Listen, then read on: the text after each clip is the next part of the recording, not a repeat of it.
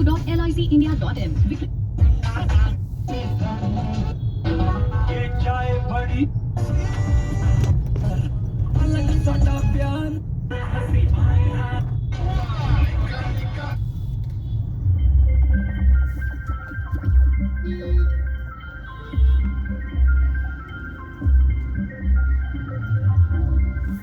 विज्ञान पत्रिका में आप सबका स्वागत है। शिक्षा की गुणवत्ता एक बड़ी चुनौती बनी हुई है। रखने पर जोर, आलोचनात्मक सोच की कमी और पुरानी शिक्षण विधियों के कारण छात्रों का विकास बाधित हो रहा है। तकनीकी साक्षरता, आलोचनात्मक सोच और समस्या समाधान क्षमता में सुधार के लिए विज्ञान शिक्षा का महत्व बढ़ जाता है। शिक्षा में उभरते रुझान और चुनौतियाँ तथा वैज्ञानिक सोच विकसित करने के लिए वैज्ञानिक जागरूकता की आवश्यकता। इस विषय पर सुनिए ये भेंट वार्ता। विशेषज्ञ है professor doctor Mahesh Verma, Padmashri doctor BC Roy पुरस्कार विजेता और राष्ट्रीय विज्ञान एवं प्रौद्योगिकी पुरस्कार से सम्मानित और वर्तमान में गुरु गोविंद सिंह इंद्रप्रस्थ विश्वविद्यालय दिल्ली के कुलपति। इसे भेंट कर रहे हैं दिलीप झा। प्रोफेसर डॉक्टर महेश वर्मा जी, आपका आकाशवाणी की स्वागत है। अभी परीक्षा का समय आ गया है। पूरे देश में शिक्षा प्रणाली अलग अलग थी, जिसको एक रूप देने के लिए विकसित भारत शिक्षा अधिष्ठान विधेयक 2025 CBSE लाया गया। लोकसभा में ये पेश किया गया। उस पर कुछ भ्रांतियां हैं जिस पर चर्चा की जाने की बात चल रही है। अगर हम बात करें इस विधेयक की, तो ये क्या है, उद्देश्य क्या है, इसके लाभ क्या होने वाले हैं? देखिए, ऐसा था कि हमारी new education policy, national education policy 2020 में आई थी, 5 साल हो गए। और हमारा जो हायर एजुकेशन सिस्टम है, हायर एजुकेशन सिस्टम की बहुत सारी रेगुलेटरी बॉडीज हैं। उसमें मेडिकल है, आर्किटेक्चर है, इंजीनियरिंग है, फार्मेसी है, UGC है, बहुत सारी काउंसिल। और एक्रेडिटेशन कोई अलग करता है, मानक कोई अलग बनाता है और रेगुलेशन कोई अलग करता है। एक ऐसी सोच थी कि क्यों ना हम इन सब चीजों को यूनिफाई किया जाए, ताकि हम हायर एजुकेशन को 2020 वाली NEP जो 5 साल पहले लाई थे, उसको हम सही तरीके से इम्प्लीमेंट कर सकें। और दूसरा कि ये सारी जो चीजें हैं वो एक बॉडी में आनी चाहिए, उसमें स्टैंडर्ड भी हो, उसकी रेगुलेशन भी हो और उसके जो मानक है, एक्रेडिटेशन है, वो भी इसी में आए। एक ऐसा बिल लाया गया जिससे सिंगल विंडो सिस्टम, जिसने पूरे हायर एजुकेशन को रेगुलेट करने में एक ओवरहॉल किया।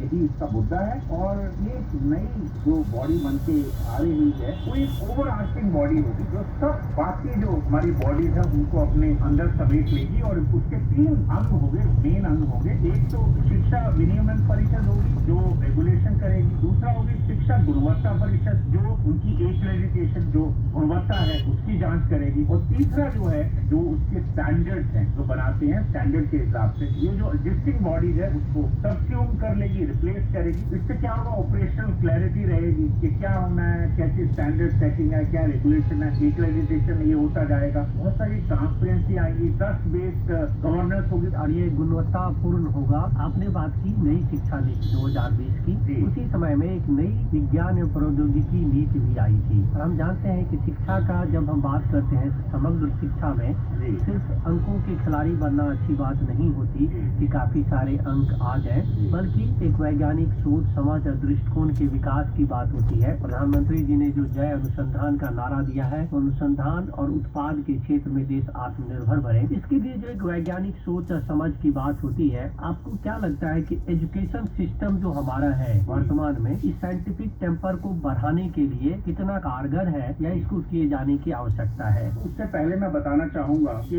हमारे हायर एजुकेशन में बहुत सारी अभी चैलेंजेस हैं। उसमें है कि एक तो बहुत कम बच्चे जो हायर एजुकेशन में जा रहे हैं, लगभग 28% बच्चे ही जो पास आउट होते हैं स्कूल सिस्टम से, वो हायर एजुकेशन में जा रहे हैं। तो देखिए 1/3 से भी कम है। और G20 कंट्रीज में ये सबसे कम। और देखिए 1.5 बिलियन पॉपुलेशन हमारा है। स्कूलों में तो हम 100% चाहते हैं कि बच्चा स्कूल में जाए, और वो स्कूल पास होने के बाद 12वीं के बाद बच्चे हायर एजुकेशन नहीं आ रहे हैं, तो ये बहुत बड़ा चैलेंज है। दूसरा क्या है कि हमारे यहाँ फैकल्टी की शॉर्टेज है, स्किल्ड फैकल्टी की शॉर्टेज है, बहुत सारी वेकेंसी क्राइसिस है। R&D में हम बहुत कम खर्चा कर रहे हैं, मात्र 0.7% हमारे GDP का खर्चा हो रहा है। इसके अलावा हमारे जो बच्चे हायर एजुकेशन से निकल के आ रहे हैं, उनको एम्प्लॉयबिलिटी का बहुत बड़ा चैलेंज है। लगभग 50% बच्चों को ही एम्प्लॉयबल माना जाता है और 50% बच्चे जो बचे हैं वो एम्प्लॉयबिलिटी के लिए सूटेबल नहीं है। तो ये बहुत बड़ा एक इंडस्ट्री और एकेडेमिया का गैप है। और हमारे जो करिकुलम है वो बहुत ट्रेडिशनल है, बहुत रिजिड है और आउटडेटेड आइसोलेटेड है और वो डिस्कनेक्टेड है, जो आज की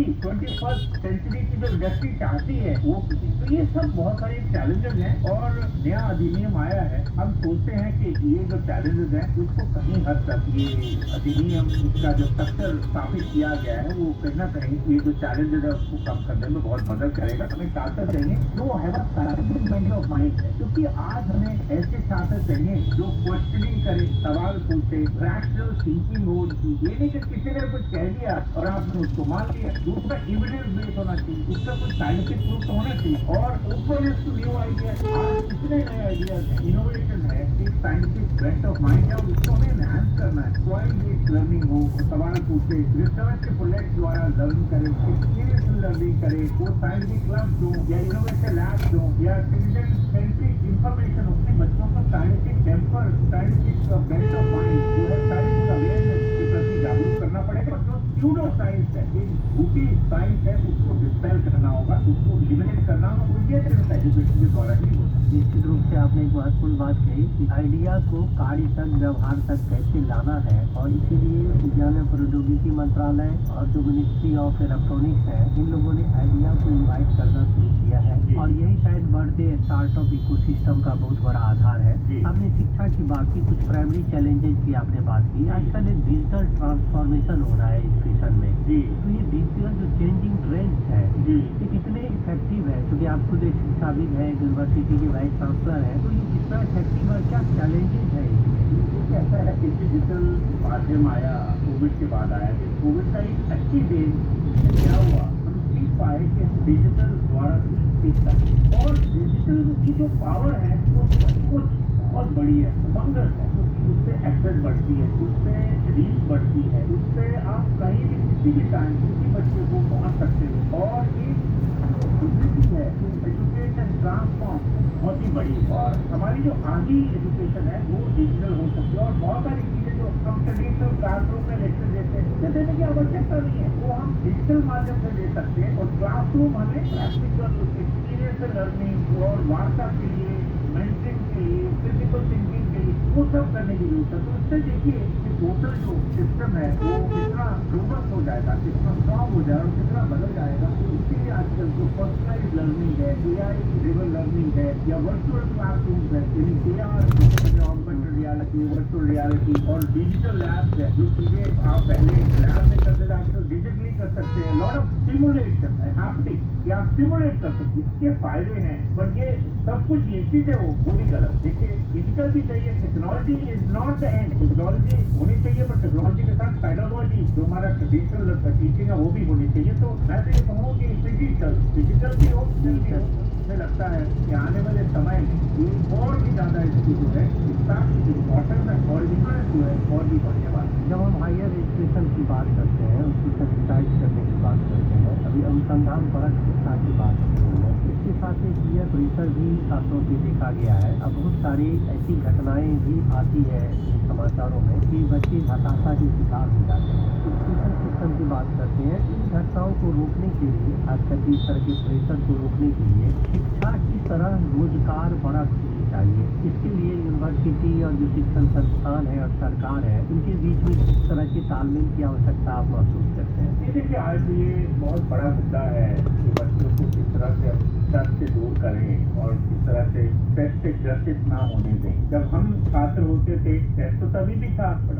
आज क्योंकि इतनी होड़ लगी है और एक दूसरे को आउट स्मार्ट करने की जो एक इच्छा है उससे स्ट्रेस बढ़ता है। और आजकल कहीं ना कहीं समाज का प्रेशर है, सहपाठियों का प्रेशर है, पेरेंट्स का प्रेशर है, आपके टीचर का प्रेशर, तो सब जो मिलके आगे बढ़ना चाहते हैं। अब सभी अगर आगे बढ़ जाएंगे तो पीछे कौन रह जाएगा। थोड़ी सी स्ट्रेस बहुत कई बार अच्छी भी होती है, क्योंकि थोड़ी सी स्ट्रेस जो है आपने तो अच्छा निकाल के लाती है, पर जो ज्यादा स्ट्रेस है वो नुकसानदायक है और वो जो है अनहेल्दी है और वो रिस्की बिहेवियर। आपने देखा कि जब बच्चे बहुत स्ट्रेस में होते हैं तो कुछ भी फ्रस्ट्रेशन में कुछ भी रिपोर्ट आ सकती है। तो ये मैनेज करना बहुत जरूरी है और सरकार भी और पॉलिसीज भी बहुत सी है कि किस तरह से हम इनकी मेंटल हेल्थ को हम कंट्रोल रखें। और देखो बच्चों को आजकल के जमाने में ये सिखाना जरूरी है कि देखो इम्तहान तो एक डेस्टिनेशन नहीं, इम्तहान ठीक है, इम्तहान एक जरिया है, ये रास्ता है, बट ये कोई फाइनल डेस्टिनेशन नहीं। वो सक्सेस का एक ही रास्ता नहीं है, सक्सेस बहुत सारे रास्तों से भी आ सकती है। तो मल्टीपल सिंपल सक्सेस 5 मिनट किस तरह से हो बच्चों को देख के चलो, आप यहाँ नहीं कर पाए तो आप इस तरह से कर लोगे, आप ऐसे कर लोगे।